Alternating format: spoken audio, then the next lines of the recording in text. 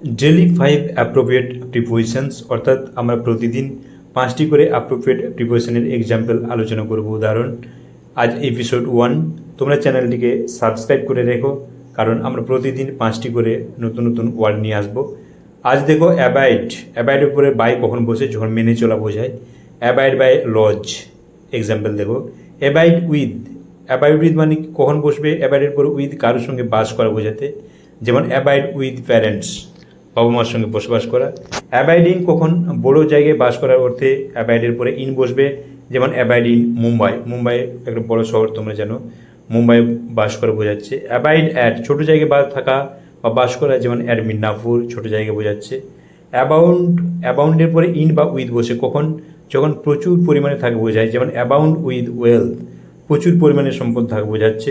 তাহলে তোমরা বুঝতে পারলে যে অ্যাবাইডের পর কখন কোন প্রিপোজিশন